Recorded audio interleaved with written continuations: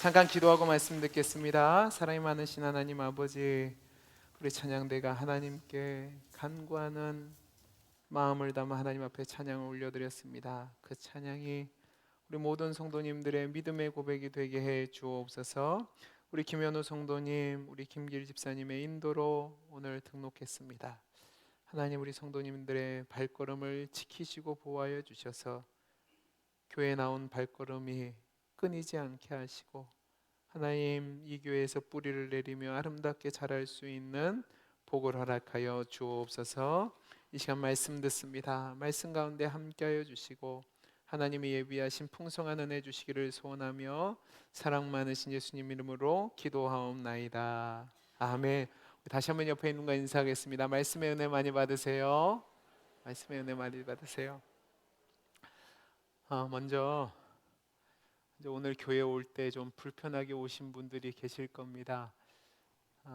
오늘 이제 급하게 지난 주간에 전국 제전을 하면서 교회에 공문도 오고 여러 가지 안내 사항이 왔습니다. 그래서 지난주 금요일 날도 이쪽 일대가 6시부터 전체를 차량을 통제를 해놨습니다. 그래서 이쪽에 교회에 올라올 수 있는 방법이 없어서 저기 먼 길로 돌아와야 되는데, 또 그때가 퇴근 시간이라서 차가 다 막힙니다.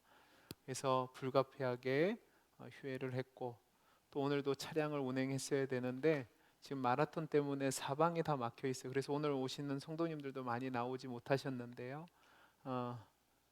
먼저 교회를 대표해서 여러분들이 이해를 해주실 것을 좀 부탁드리고, 어쩔 수 없는 상황입니다. 그래도 여러분 주님 사모함으로 오셨는데 오늘 말씀을 통해서 하나님이 여러분에게 큰 은혜 주실 줄로 믿습니다.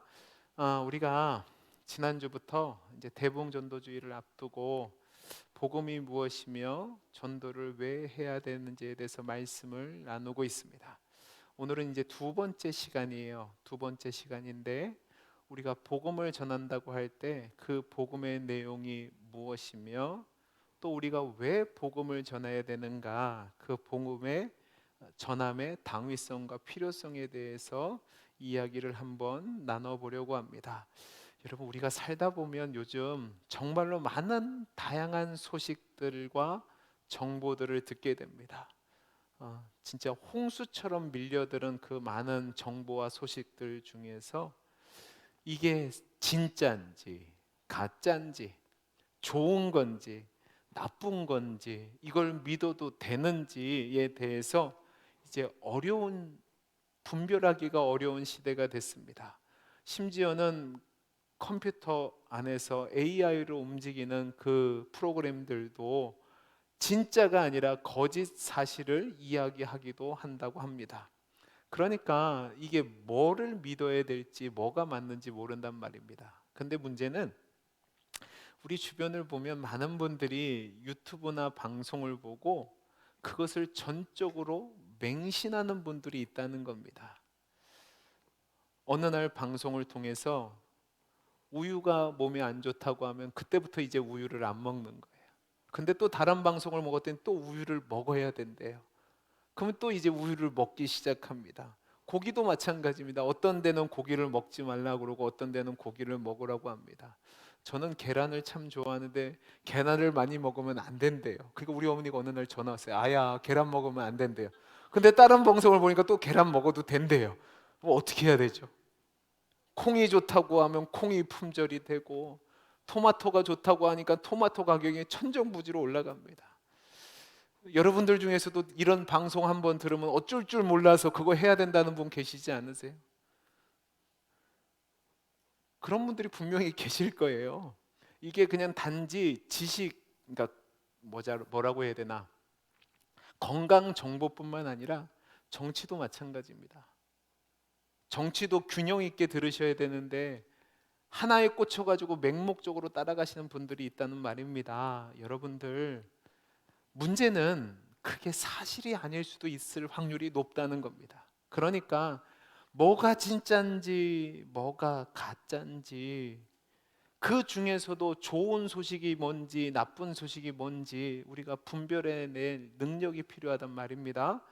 그래도 다행인 것은 요즘 이게 많이 발달되면서 상당 부분 좋은 소식들이 포함되어 있는 것이 사실이기도 합니다. 그래서 달리기를 배우고 싶은 분들은 달리기에 대해서 하는 그 소식들을 통해서 자기들이 또 다루고 또 달리기를 잘 하시는 분들이 있고, 어떤 음악을 하시는 분들은 그 음악 레슨이 요새는 유튜브로 잘 돼 있습니다.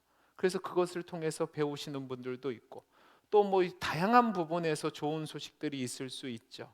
근데 문제는 이 소식들을 믿는다고 할 때 우리가 그 믿음이라는 영역에 있어서 자꾸 한 차원 낮은 단계의 태도로 이해하려는 경향이 생긴 겁니다. 이게 뭐냐면, 어떤 소식이 들릴 때에 이성이나 과학이나 상식적으로 증명될 것, 그러니까 설명될 수 있는 것만 확실한 것이고, 이성적이거나 과학적이지 않고 설명할 수 없는 것에 대해서는 믿을 수 없다라고 생각하는 것이 바로 이 수준으로 떨어지는 겁니다.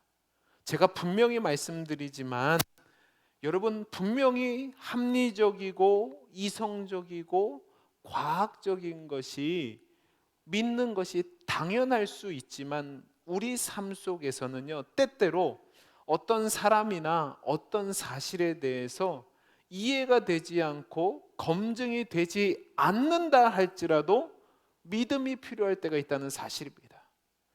여러분, 믿음과 이성은 양립할 수 없는 것이 아니라 상황에 따라 달리 사용할 수 있도록 하나님이 우리에게 주신 선물입니다. 그런데 이 이성과 상식이라는 것이 보통적으로 우리 세상을 움직이게 하죠. 그러나 그 이성을 넘어서 우리에게 믿음이 요구되고 필요할 때가 있다는 사실입니다. 제가 예를 한번 들어보겠습니다. 제가 지하철을 탔습니다. 보통 지하철은 10량 정도 됩니다. 그러니까 첫 번째 칸부터 시작해서 10번째 칸까지가 있는데, 제가 예를 들어서 맨 앞에 칸을 탔다고 가정을 해보겠습니다. 너무 피곤해서 의자에 앉아서 이렇게 졸고 있는데 갑자기 방송이 들렸어요. 어떤 방송이냐면, 열차 제일 뒷칸에 불이 탔으니까 빨리 피하라고 방송이 난 겁니다. 여러분, 그러면 제가 어떻게 행동을 해야 될까요? 여러분 일이랑 상관없으니까 생각을 안 하세요? 여러분, 제가 첫 번째 칸에 탔는데 제일 뒷칸에 불이 났다고 방송이 났어요. 그럼 저 어떻게 해야 돼요? 피해야 돼요. 근데 그게 아니라 제가 설마 지금 아무런 냄새도 안 나는데, 생각해봐라, 이 지하철에서 불날 확률이 몇 %나 되겠냐, 정말로 저 사람이 사실일까, 혹시 잘못된 건 아닐까라고 제가 그 자리에 뭉개고 있으면 어떻게 될까요? 미련한 거죠. 여러분, 이런 상황 속에서는 확률을 논하고 그 다음에 이게 진짜 사실일까 아닐까를 따져서는 안 되고, 듣자마자 어떻게 해야 돼요? 대피해야 됩니다.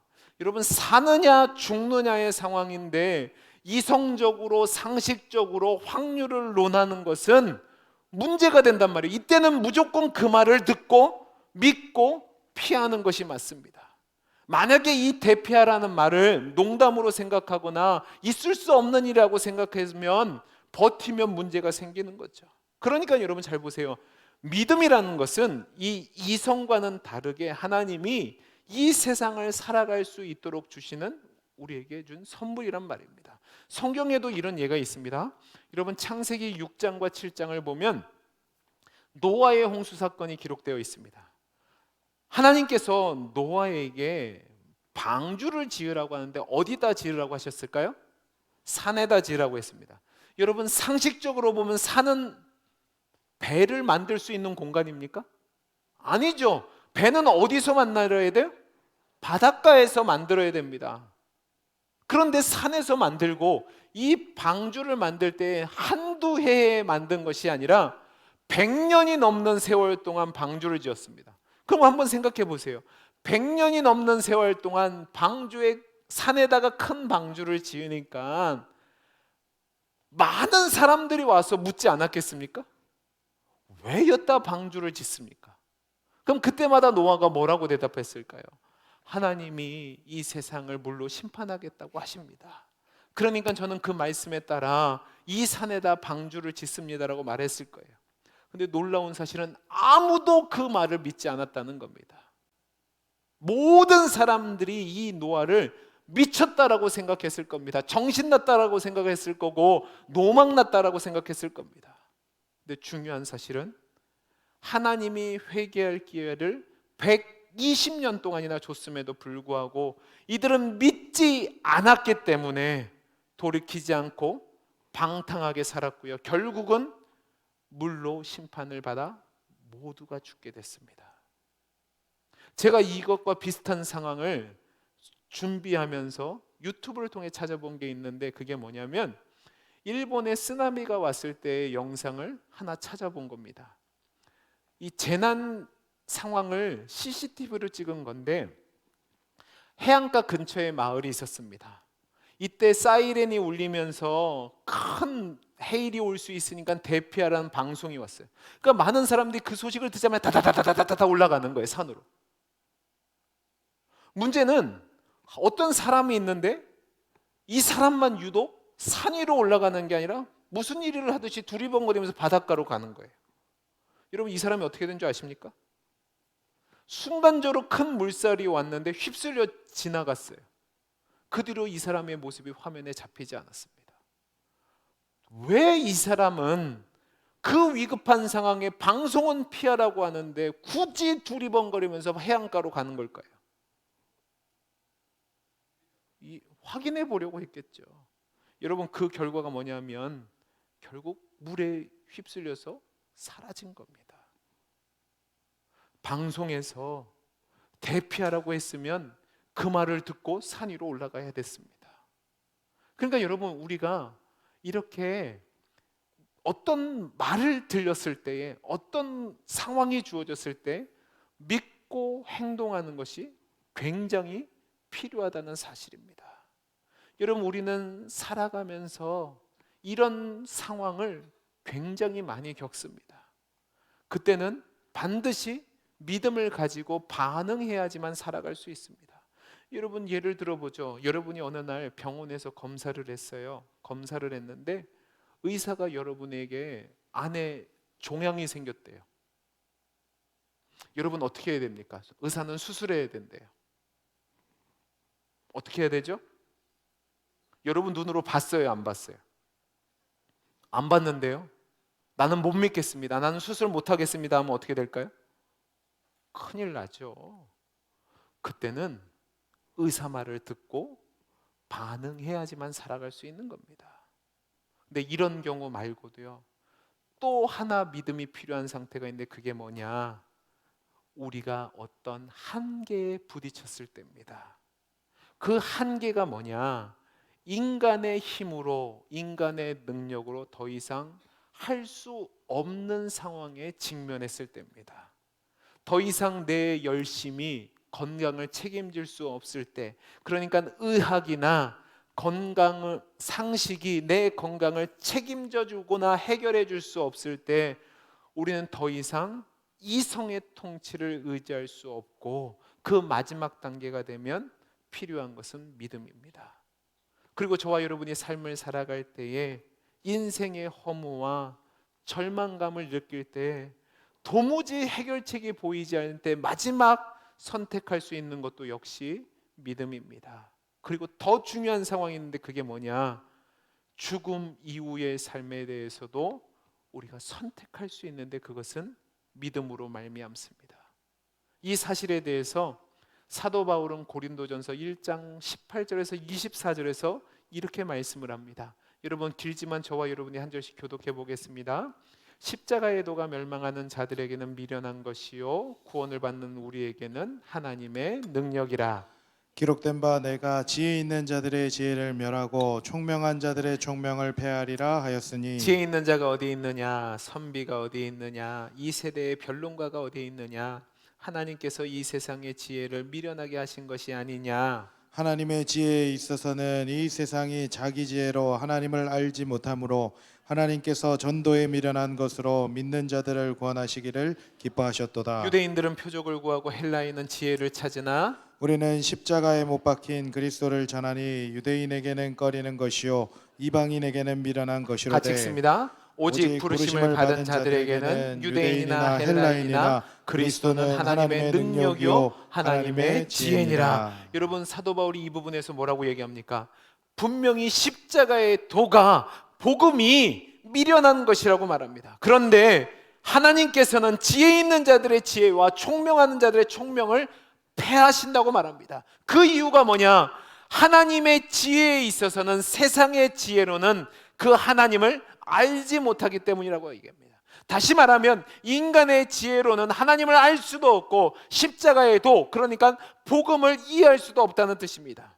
인간의 지성이나 과학이 아무리 발전한다 할지라도 인간은 삶의 성찰이나 또는 연구를 통해서 하나님을 알 수도 없고 스스로 구원에 이를 수 없다는 말입니다. 짧디 짧은 유한한 인간은 절대로 영원한 생명을 이해할 수 없습니다. 그래서 하나님께서는 십자가에 못 박힌 예수 그리스도의 십자가의 도, 그러니까 복음과 하나님에 대해서 전도에 미련한 것을 통해서 전하시고 그것을 믿는 자들에게는 하나님의 능력이 나타나서 구원을 얻는다고 말씀하고 있습니다. 여러분, 여기서 바로 복음과 복음을 전하는 자의 사명에 대해서 우리가 생각할 것이 있습니다. 여러분, 우리 모든 인간들은 죄로 말미암아 영원한 사망에 이를 수밖에 없는 존재가 되었습니다. 아무리 덕을 쌓는다 할지라도, 아무리 최선을 다해서 의롭게 산다 할지라도, 아무리 성공해서 명예와 부와 권력을 얻는다 할지라도, 그리고 아무리 자기 자신을 수련해서 성찰한다 할지라도 절대로 구원에 이룰 수 없습니다. 그 구원의 길은 하나님께서 오직 예수 그리스도를 통하여서만 다 이루어 놓으셨고 그 길을 믿는 자에게만 구원의 혜택을 누릴 수 있게 하셨습니다. 인간이 사다리를 타고 올라가서 얻을 수 있는 게 구원이 아니란 말입니다. 인간이 스스로 노력해서 얻을 수 있는 것이 구원이 아니란 말입니다. 그 구원의 길은 오직 하나님께서 그 길을 열어두시고 그 구원의 길로 들어갈 수 있도록 우리를 안내해 주시는데, 그 안내를 믿는 사람들만이 그 혜택을 얻을 수 있단 말이에요. 그 길이 뭐냐? 예수 그리스도의 십자가의 복음입니다. 이것이 복음이란 말이에요. 근데 문제는 그 복음을 아무나 믿는 것이 아니라는 겁니다. 여러분, 오늘 말씀 13절에서 15절 말씀 보겠습니다. 우리 같이 한번 읽어보죠. 시작.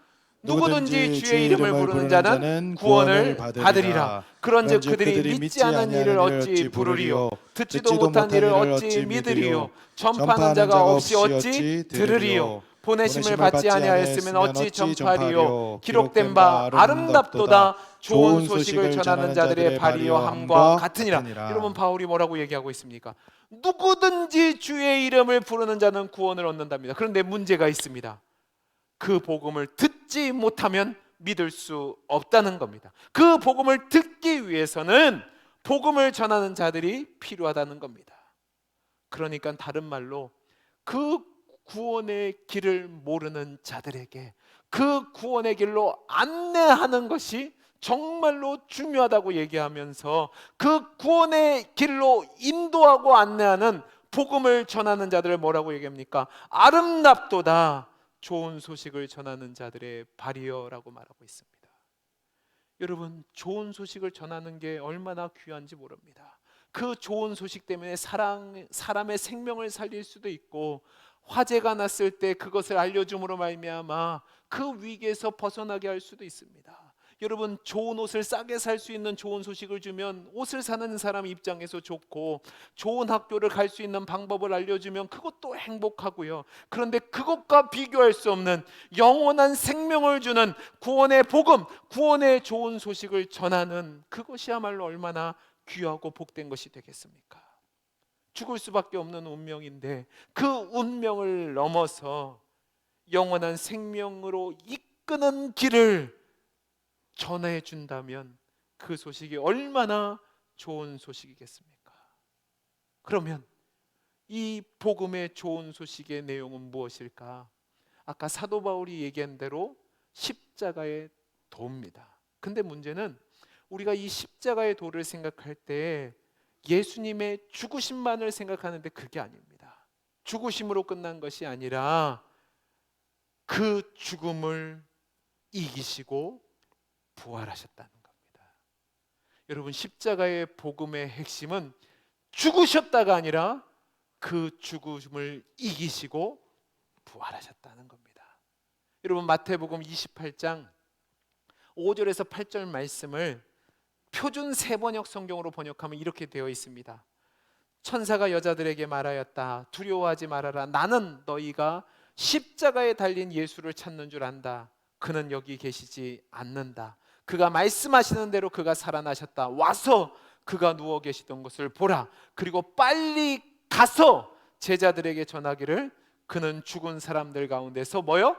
살아나셔서 그들보다 먼저 갈릴리로 가시니 그들은 거기서 그를 뵙게 될 것이라 하여라.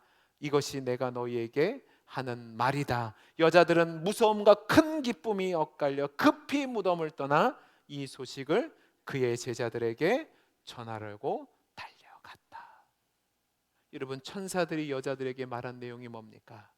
너희가 찾는 예수가 이 무덤에 있지 않고 말씀하신 대로 다시 살아나셨답니다. 그리고 그 여인들에게 뭐라고 얘기합니까? 가서 제자들에게 예수님이 죽음을 이기시고 부활하신 뒤에 그들보다 먼저 갈릴리로 갈 것이며 너희가 거기서 그분을 뵐 것이라는 소식을 전하라는 겁니다. 여러분, 이 예상 역사 가운데 죽음에서 다시 살아난 사람은 없습니다. 근데 천사는 예수님이 십자가에서 죽으신 것으로 끝난 것이 아니라 다시 살아나셨다고 얘기합니다. 근데 더 중요한 한 가지가 있는데 그게 뭐냐? 예수님 자신이 살아나셨다고 하신 그 말씀대로 다시 살아나신 겁니다. 여러분, 이것이 복음입니다.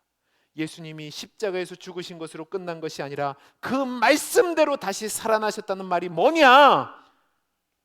우리가 추구하는, 두려워하는 죽음의 문제를 해결하신 분이 바로 그 주님이라는 사실입니다. 그리고 예수님이 말씀하신 대로 다시 살아나셨다는 말이 뭐냐? 예수님이 이 땅에서 행하신 모든 사역과 말씀이 참되다라는 것을 증언한다는 겁니다. 그것이 복음이 되는 겁니다. 여러분, 예수님이 말씀하신 대로 다시 살아나셨다는 말은 다른 말로 표현하면 예수님 안에 모든 문제의 해결책이 있다는 겁니다. 예수님 말씀 안에 생명이 있다는 말이고, 예수님 안에 구원이 있다는 말이고, 예수님 안에 영원한 문제의 해결이 있다는 겁니다. 여러분, 이것이 복음입니다.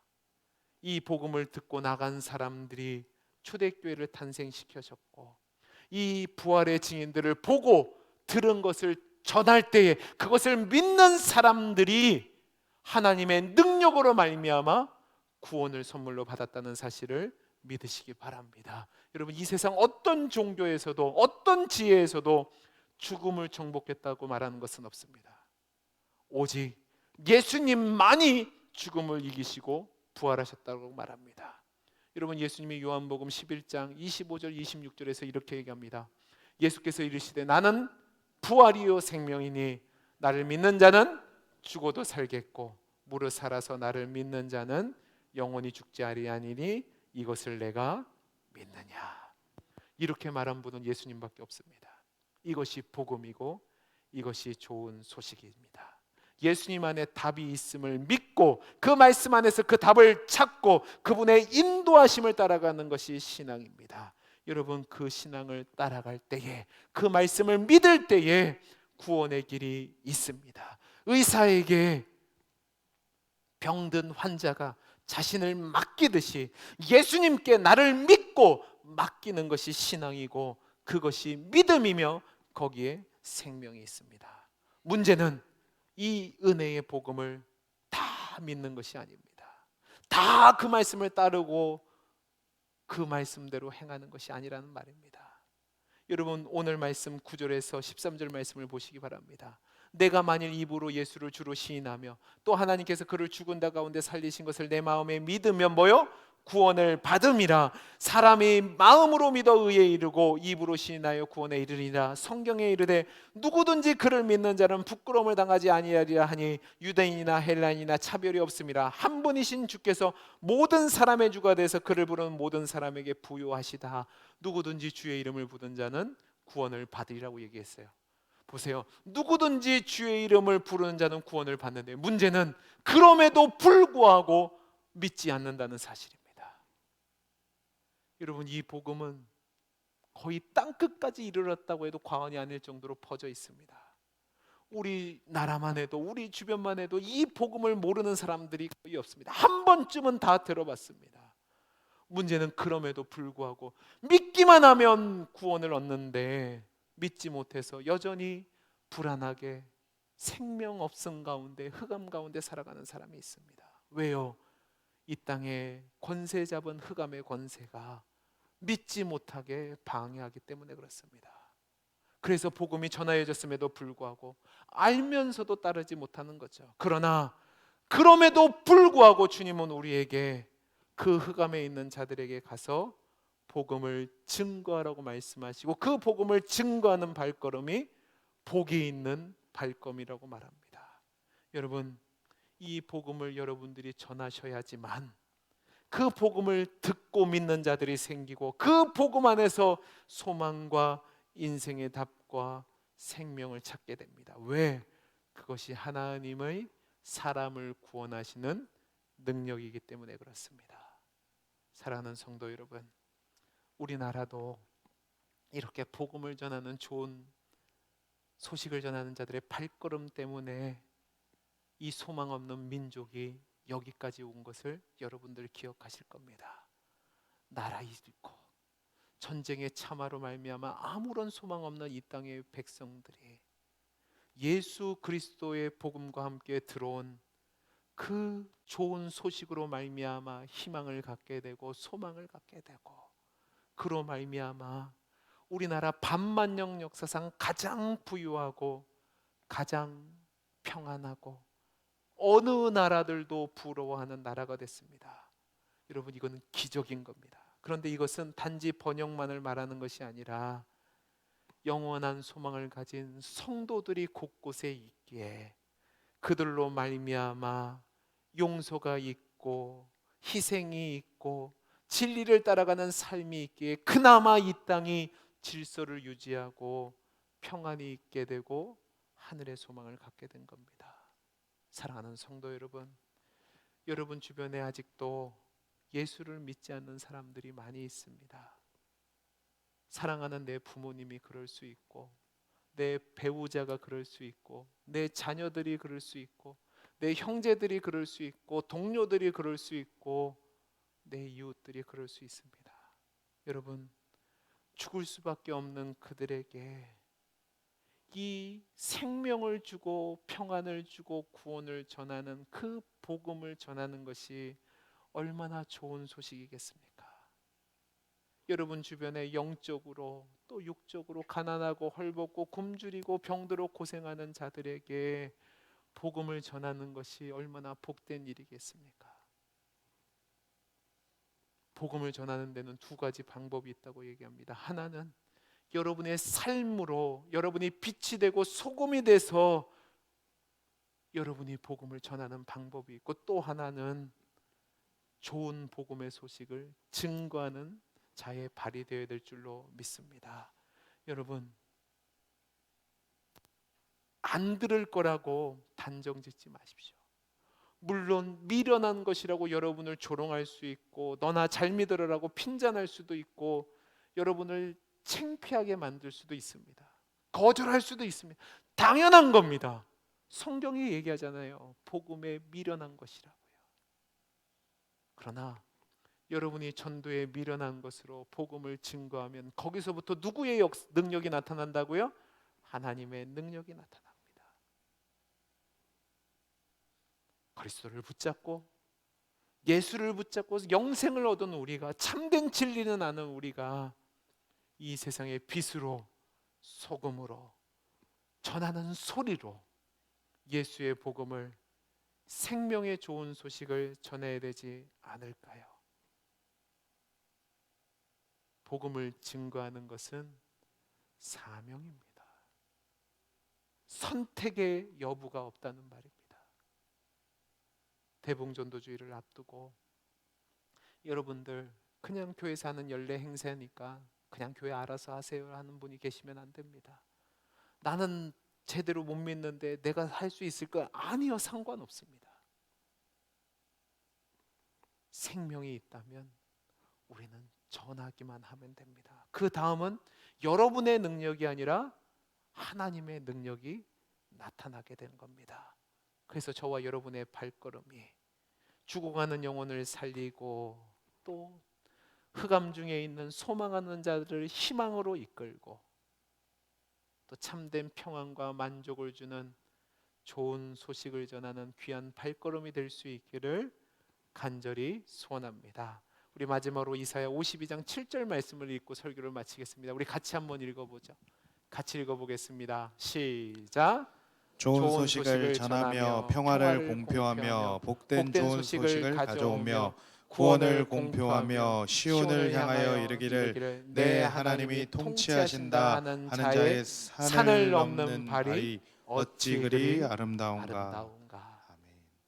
여러분의 발걸음이 이런 아름다운 발걸음이 될 수 있기를 간절히 소원합니다. 기도하겠습니다. 사랑이 많으신 하나님 아버지, 죽어가는 자들에게, 흑암 중에 있는 자들에게, 얽매여 있는 자들에게, 헐벗고 굶주린 자들에게 좋은 소식, 복된 소식, 구원의 소식을 증거하는 아름다운 발걸음이 되게 해 주옵소서. 은혜 주실 줄 믿고 감사하며 사랑 많으신 예수님 이름으로 기도하옵나이다. 아멘.